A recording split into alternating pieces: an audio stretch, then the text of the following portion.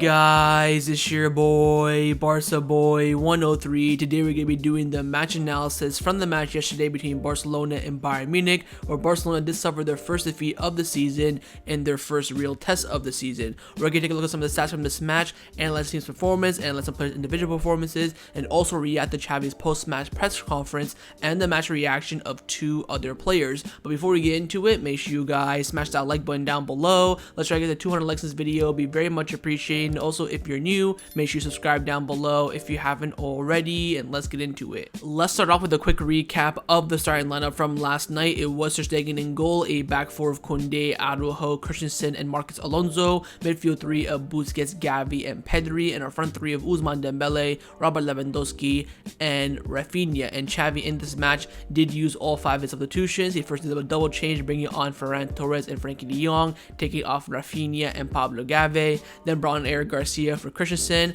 Ansu Fati for Ousmane Dembele, and Kessie for the captain Sergio Busquets. Now, the front covers of the Catalan-based newspapers this morning recognized Barcelona's strong performance last night, but not getting the result in the end. Mundo Deportivo came out with the headline saying that keep your heads up, and Sport came out with the headline saying what a pity. Let's now take a look at the full-time stats, where Barcelona absolutely dominate. Firstly, possession, 53 in favor of Barcelona, 18 shots in this match, 4 on target, 9 off target, and 5 of them were blocked, 4 corner kicks, 3 offsides, committed 8 fouls and only received 1 yellow card, had 3 big chances, and missed all 3. Again, this is the main reason why we lost this match. We were not clinical in the final third. We hit the woodwork once, which of course came from Pedri. 11 shots inside the box and 7 outside the box, and out of all those shots, 18 in total, only 2 of them were actually saved by Manuel Neuer. We had 538 passes attempted in this match, completing 459, giving us an 85% success rate. We attempted 60 long balls and completed 43, 72% success rate. We attempted 15 crosses and completed 7 with a 47% success rate, of course. In terms of dribbling, we attempted 25 dribbles and only completed 11, 44% success rate. We lost possession 133 times in this match, but Bayern Munich lost it 132, so in the end we're both even in that sense. We won 58 duels, 14 aerial duels, but Bayern Munich do beat us in the defensive aspect of the match. We only had 21 tackles, 14 interceptions, and 12 clearances. Let's now take a look at the SofaScore full-time player ratings. Now, when you lose the match 2-0 and you miss a lot of opportunities, the ratings are going to be hindering on that sense. I don't think these ratings really represent how Barcelona played on the pitch, but nonetheless, let's go through it quickly. Ter Stegen with a 6.5, Kounde 6.7, Araujo 6.6, Christensen 6.6, Alonso with the highest rating in the team, tied with Busquets on 7.2, Busquets also on 7.2, Pedri 6.9, Gavi 7.1, Raphinha 6.5, Lewandowski 7.0, and Ousmane Dembele with a 6.5. So the two wingers and the goalkeeper with the lowest ratings, but also the subs do have some big ratings as well. Eric Garcia got 6.7, Kessie 6.7, Frenkie de Jong with a 7.2, of course tied with the highest alongside Alonso and Busquets, Ansu Fati 6.6, and also Ferran Torres with a 6.6. Let's now take a look at some of the full-time stats from this match. Firstly, the average positioning of Barcelona. On the left-hand side is the average of the starting lineup. On the right-hand side is the average with the substitutions coming in. So firstly, let's focus on that starting lineup. Again, back four clear as day, despite the fact that Araujo did play right back for around 7 minutes. He is still more average as that right center back. Busquets, Gavi on the right of the midfield, Pedri on the left. But look at where Ousmane Dembele is, right behind Robert Lewandowski, almost playing as a second striker. Of course, when he's on the wings, he was cutting in a lot, and also linking up a lot with Pedri and Gavi in the midfield. Raphinha still, fairly wide on the right, but still tucked in very close. If you look at the subs as well, that correlated as well. You look at number 19, Kessie as a center mid, going very forward. You also have Ferran Torres, again, who came on for Raphinha, directly behind Lewandowski. Then you have Ansu Fati way up there, playing on the left wing by himself, and of course you do have Eric Garcia as well coming in at left center back. So overall, some of them were the same, but for me the big point about these average positioning is looking at the wingers almost playing as a second striker during this match. Now look at the heat concentration in this match. So of course 41% of the match was spent in the middle of the pitch as expected, 31% in Bayern Munich's area, and 28% in Barcelona's. And of course, again, Barcelona favored down the left hand side, within the middle, then the right hand side. Again, the right hand side was fairly quiet in this match, mainly concentration formation, of course, was down the left with Alonso, Pedri, and whoever the winger was at the time between Ousmane Dembele and Raphinha, because of course they were always interchanging. Now, of course, the main topic of this match is Barcelona missing a lot of their chances. Their expected goals in this match was 2 compared to Bayern Munich's 1.5. That just shows how much Barcelona dominated this match. We expected to score 2 goals. We didn't score none. We scored none. Bayern Munich only expected to score 1 goal, maybe 2. And they ended up scoring 2 in the end. They were more clinical than us. If you look at the average attacking threats, again, it's all in favor of Barcelona. We have more Pique, although Bayern Munich's big peak was them scoring 2 goals in 4 minutes. But again, Barcelona still had way higher chance and more attacking threat than Bayern Munich in this match. Now, Barcelona failed to score against Bayern Munich, but had an XG of 2, becoming the team with the worst differential between their goals scored and expected goals in the Champions League this season. Again, just reading that out loud really sucks. We made so many chances, we created those chances, but we could not finish. Now, Barcelona also attempted 10 shots in the first half against Bayern Munich, becoming the first away team to attempt 10 shots in the first half at the Allianz Arena in the Champions League since Fiorentina in October 2008, who had 11. So again, just more and more highlights of how Barcelona dominated that first half, but just could not finish their chances. We had an XG of 2. We had 10 shots just in the first half alone. Of course, we talked about already the full-time details, 18 shots in total, so 10 in the first half, 8 in the second half, but still could not finish our dinner. But of course, this, Bayern Munich, Barcelona, the, rivalry is just heating up again. Barcelona have now conceded 16 goals from the last 30 shots on target they faced against Bayern Munich in the Champions League in the last 4 games. I think the goal difference right now, or aggregate score, is like 16-2. Which is really embarrassing on our part. Bayern Munich, without a shadow of a doubt, do have our number. But there are some positive stats from this match. Sergio Busquets made 6 successful tackles yesterday, more than any other player from both teams during the match. And finally, Gavi created 4 chances in the first half against Bayern Munich, which is the best total in a full match for Barcelona in all competitions for him in his 54 games. So again, some improvement there. But again, the highlight of this match is Barcelona not finishing their chances despite the fact they actually created them. Let's now get into Xavi's post-match press conference reaction and the match reaction of 2 other players as well. Those 2 other players are Jules Kounde and Pedri. Let's now get and see what they all had to say. Let's start off with Jules Kounde. For the first time in a Barcelona shirt, he has played a big match in the Champions League. Many more to come, hopefully, and in my opinion, did play well in the match. Let's get and see what he had to say. So start by saying that we are frustrated by the result, but we will keep on working. Lewandowski missed chances. That happens sometimes. He will score those next time for sure.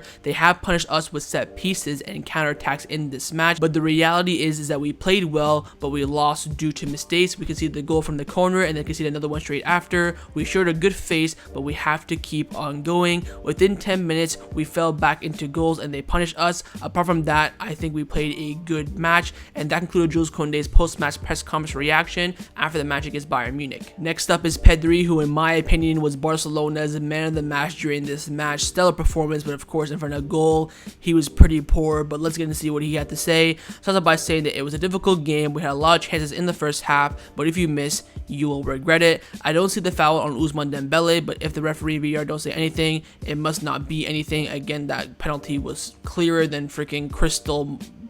You know what? They made mistakes from our end. They scored from a corner that shouldn't have been scored. We know they created chances from corners. We competed well and we could have won, and we need to continue on this path. I think we played a great match despite our mistakes. It was a result that does not reflect what we presented on the pitch. I had 2 chances myself to score, which I should have scored, and I have to look at getting better in that aspect, and it was a very painful result for us. We should have gotten at least a point from this match, and that concluded Pedri's post-match press conference reaction after the match against Bayern Munich. Time now to get into the main man, Xavi Hernandez's post-match press conference reaction. Of course, he reacted after the match straight away. He was asked a lot of questions by the journalists and the media and gave us some big insights on what his thoughts were on the match, which of course he should do, but really big thoughts. Let's get and see what he had to say.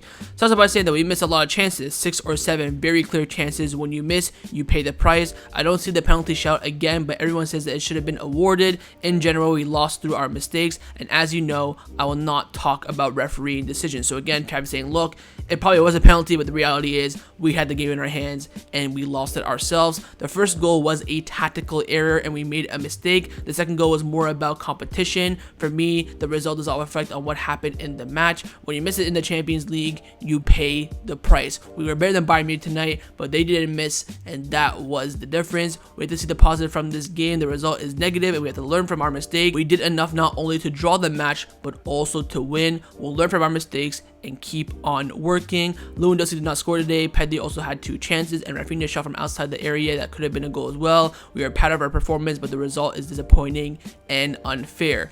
I'm disappointed in myself as well. It's a painful result. I think we played better for most of the match. We lost 3 points. We won individual battles and created many chances. It is amazing that we did not score. It's football though. I'm happy with the team's level, but unhappy with the result. So again, Xavi repeating himself a lot, saying that, look, the result is crap, but I'm happy with the performance. The result is dreadful. We should have scored some goals today, but we lost 2-0. You can say that they're a finished product, and we are at the beginning of our project. We must learn from our mistakes, and we have to improve for our next match against Elche. Lewandowski's performance, we made mistakes. We all do. These are things that happen. Sometimes you lead 3-0 in the first 20 minutes, and today we couldn't score a goal in 90 minutes, even though we were 3/4 of the game in the opposition's area. At halftime, the referee told me that it wasn't a penalty. I asked him because we've all seen it that it was, but he told me it wasn't a penalty. So that's a referee being retarded. I'm pissed off. I don't like to lose, and we didn't deserve it. I think we were better and we dominated them. So this is Xavi sticking up for his team, sticking up for his tactics, saying that, look,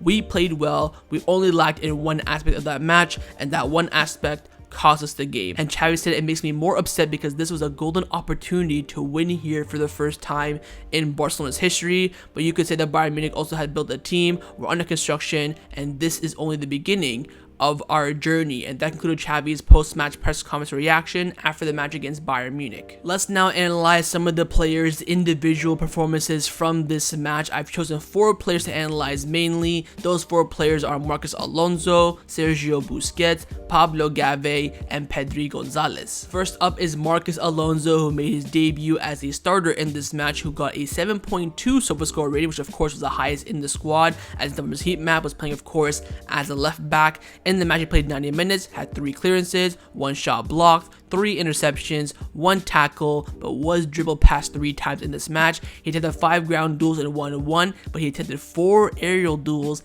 and won all 4. That is one of the main reasons why I think Xavi started him for his height, because he knew that Bayern Munich were going to be doing a lot of long balls in this match. He lost possession 13 times, had 94 touches, 90% pass accuracy, but only misplaced 7 passes. He had 3 key passes. He attempted 7 crosses and completed 5. He attempted 4 long balls and completed 2, and he did create 1 big chance in this match. Look, for the first time starting for Barcelona, these are not bad numbers whatsoever. I think the main, stumbling block for me is, of course, losing the ball 13 times and also getting dribbled past 3 times. But that will grow. I think this is a player that Xavi really wanted from February. The board have delivered, and he started him in this match against Bayern Munich. We heard rumors from a few weeks ago that he was thinking about starting him in this match, despite the fact he's not fully fit. But this is a player that Xavi really likes. Again, those 4 aerial duels, I think that's probably one of the main reasons he's in there. Those crossings as well. Xavi likes this player, and I think that Alonso can grow in his role. Next up is the captain on the night, Sergio Busquets, who got a 7.2 SofaScore rating, as well as Alonso. And as Xavi's heat map was mostly playing, of course, as the pivot, but was getting forward and defending a lot in this match as well. In the match, he played 80 minutes, had 51 touches, 79% pass accuracy, but only misplaced 8 passes, which of course is still a low number for Busquets. He did the 1 long ball and completed it. He took the 12 ground duels and won 9. That is disgusting. He lost possession only 8 times. He committed 2 fouls, but was fouled himself 3 times, 1 clearance, 2 interceptions, 6 tackles, and was dribbled past once. 6 tackles. Madre mia. Look, Busquets' role in this game was very simple. Control the tempo, bring the ball from the defense to the attack, and don't lose it. But when he did lose it, he won it back. And then when Bayern Munich had the ball, intercept, try to get the ball back. I know it sounds simple, but as a role as a CDM, it is difficult. And I tell you what, I think the interception stat too, I feel like that should be way higher. I feel like he had at least 5 or 6. The amount of times that Busquets lost the ball and won it back is ridiculous. The amount of times he just won it back in general was ridiculous. And this is what Xavi wants from his CDM.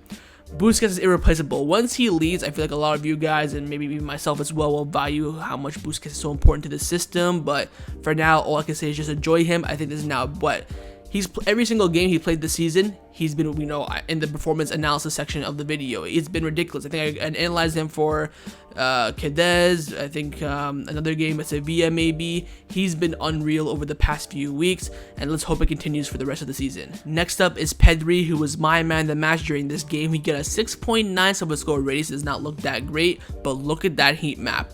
Absolutely all over the pitch, but of course mainly on the left hand side of the interior in a midfield three. In the match he played 90 minutes, had 86 touches, 88% pass accuracy, 3 key passes. He attempted 7 long balls and completed 6, had 1 shot on target, 1 shot off target. He attempted 4 dribbles and completed 2, hit the woodwork once, missed 1 big chance, and of course was the woodwork. He attempted 12 ground duels and won 5, 1 aerial duel and won it, lost possession 14 times, did not commit a foul but was fouled himself, 3 interceptions, 2 tackles, and was dribbled past twice. Look, this Pedri performance was disgusting. I mean, if you go look at compilations on Twitter or on YouTube, whatever, just give it, if you have 3 minutes to spare, go watch it.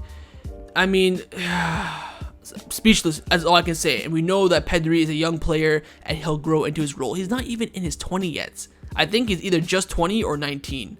Definitely not 21. This man is going to be a star, but he has to stay calm. And of course, most importantly, like he said in his post-match press conference, learn how to finish, because he had 2 clear-cut chances in this match. The first half one, where you're thinking Galatasaray Sevilla 2.0. Then the second half, by the way, for the second half chance where he hit the post, the dribbling on that play was disgusting. He dribbles past 3 Bayern Munich players, has a quick 1-2 with Lewandowski, hits the post. I mean, if he finishes that, we're talking about champagne football, champagne play.